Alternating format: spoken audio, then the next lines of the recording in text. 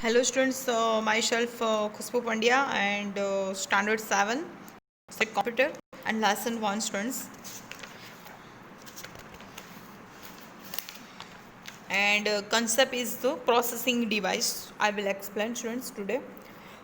Students, as learned earlier, the processing unit is the brain of the computer, and processing unit is commonly known as the central processing unit. These units carries the perform all the calculations and operations that the computer system is subjected to. CPU is further divided into three parts. Each part is allocated and designed to perform a specific kind of functions. The parts are following. Students, see this figure. First of all students एक CPU है और CPU के अंदर students कितने सारे unit आते हैं. तो फर्स्ट यूनिट्स की हम बात करें स्टूडेंट्स तो CU and ALU. CU stand for control unit and ALU stand for arithmetic and logical unit. Okay, and then instruction data information, then input device, memory and output device. Students मतलब input device जो है हम input करते हैं वो सारी चीज़ें memory के अंदर जाती है एंड देन उस पर प्रोसेस होती है एंड देन हमें उसका आउटपुट मिलता है. Okay, and then next instruction data informations and then storage device. मतलब जो भी हम इनपुट करेंगे उस पर प्रोसेसिंग होगा, उसका आउटपुट मिलेगा एंड देन लास्ट में वो कहाँ पे जाएगा, स्टोरेज डिवाइस के अंदर. तो स्टूडेंट्स तो आज मैं आपको एक्सप्लेन करूँगी what is the ALU. Okay, तो ALU stand for arithmetic and logical unit. As the name suggests, these units of CPU is responsible for all the arithmetic and logical operations given to the computer, additions and multiplications, all the comparison operations.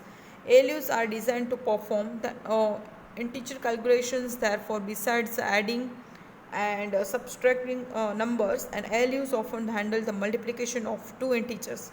Students you know that ALU is the arithmetic and logical units. पूरा सारा mathematical calculation जो है वो ALU के अंदर होता है. Okay, and the next concept is the student CU जो है कंट्रोल यूनिट, जो सारे कंप्यूटर्स का कंट्रोल करता है. ओके, मतलब कौन से यूनिट को कहाँ पे वर्क करना है या फिर कौन से डेटा को कहाँ पे भेजना है, ये सारा वर्क जो है वो CU का होता है. Okay, and then CU stand for control unit and the game CU works to coordinate all the other the function of the computers, and control unit is a circuitry that directs opens within the computer processors by directing input and output of the computer systems, and processor then controls how to rest of the computer operates. मतलब control unit का work ये होता है कि कोई भी unit जो है उसको कैसे वर्क करना है, मतलब जो इनपुट हुआ है उसको कैसे प्रोसेस करना है, कैसे आउटपुट देना है उसका, वो सारा वर्क कंट्रोल यूनिट का होता है. A control unit works by gathering input through the series of commands and receive from the instructions. मतलब यूज़र्स के पास से डेटा जो है वो रिसीव करना, जो इंस्ट्रक्शन है उसको परफॉर्म करवाना, ये सारा काम जो है वो CU का होता है. Okay, then next unit is the MU. MU stand for memory unit, forms the important components of CPU. As the suggests, these units is responsible to retain the memory of the computer, and MU is the responsibility of hold, receives and deliver data that given to the computer.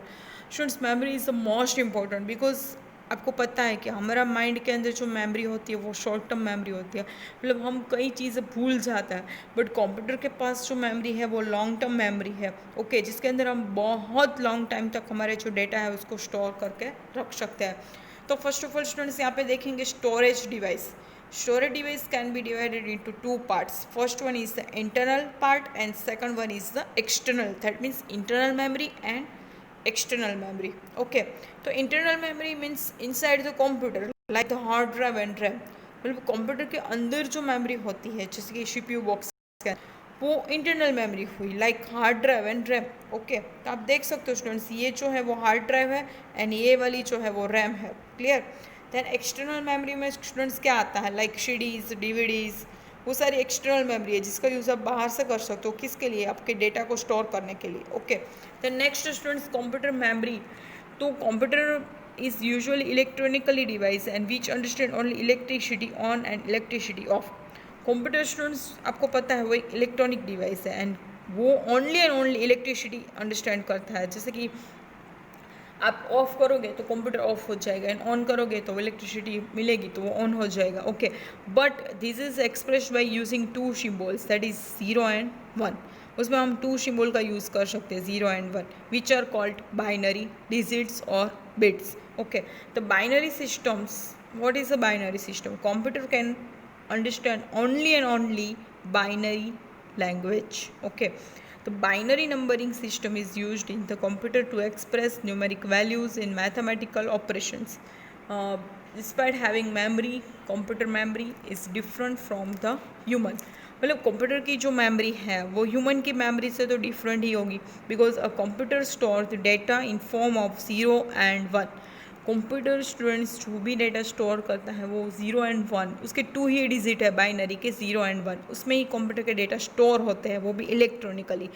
And the memory is in component understand and any other data beyond the 1 and 0. Okay, there are known as only binary language. Okay, the next students,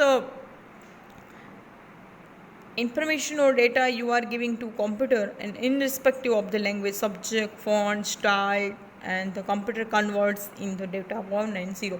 students, हम computer में कोई भी language use करते हैं, but computer उस language का जो translation है वो अपनी लैंग्वेज में उसको कन्वर्ट करेगा, किस में, 0 and 1 में. ओके, तो next concept is the students bit. तो bit is the smallest data storage units, मतलब कंप्यूटर के अंदर हम जो डेटा स्टोर करते हैं उसमें जो बिट के अंदर वो स्टोर होता है. ओके, जिसको हम बिट कह सकते हैं. And light weight object express grams and heavy weights kilograms, ऐसे भी बिट्स में स्टोर होता है ना स्टूडेंट्स. जैसे कि हम मेजरमेंट करते हैं कंप्यूटर मेमोरी MB में, GB में, TB में, ऐसे ही कंप्यूटर की मेमोरी हम मेजरमेंट कर सकते हैं. जैसे कि आपको पेन ड्राइव लेनी हो या फिर मेमोरी कार्ड लेना हो तो आप भी मेजरमेंट करके ही वो परचेस करते हो ना कि कितने GB का लेना है वो. तो यहाँ पे भी कंप्यूटर मेमोरी में भी ग्राम, किलोग्राम, वेट सब होता है. ओके, मतलब किस तरीके से मेमोरी का मेजरमेंट करना वो सब.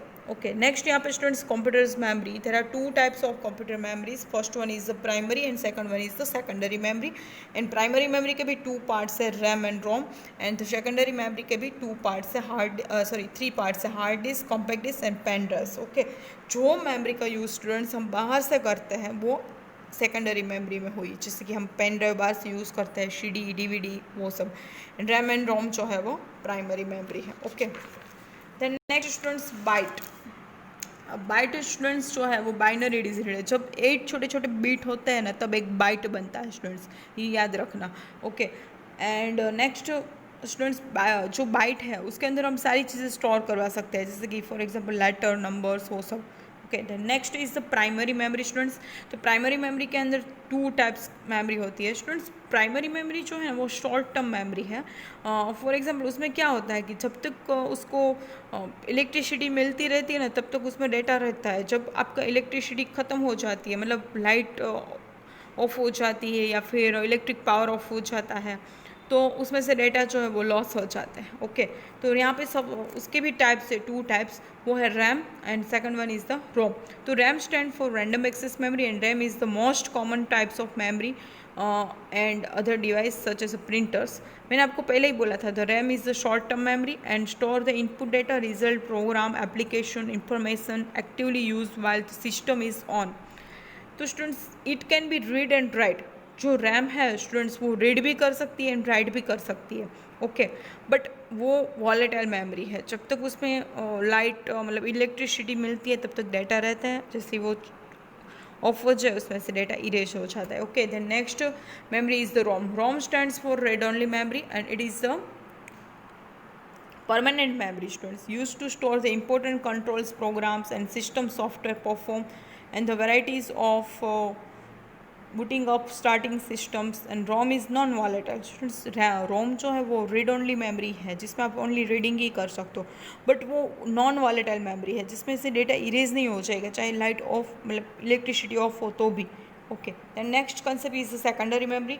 सेकेंडरी मेमोरी के अंदर स्टूडेंट्स मैंने आपको पहले ही बोला था CDs, DVDs and then pen drives, वो सारी सेकेंडरी मेमोरी है.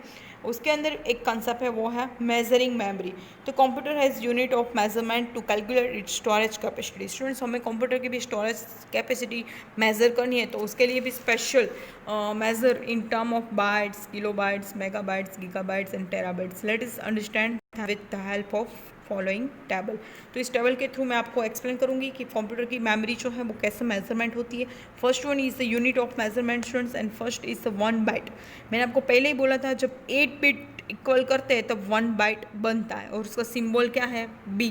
Okay, then next students kilobyte, 1 kilobyte मतलब 1024 बाइट्स जब होते हैं तब के बी बनता है।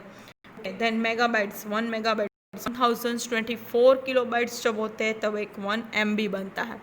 क्लियर। एंड देन 1 गीगाबाइट्स जब 1024 मेगाबाइट्स जब होते हैं तब 1 गीगाबाइट बनता है।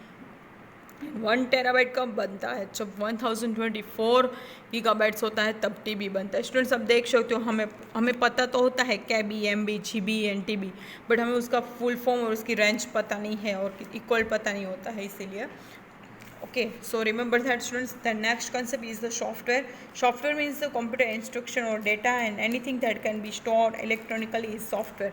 Students, software is the one type of instruction or data ही है, because software के अंदर हम सारी instruction perform करवाते हैं कंप्यूटर के पास।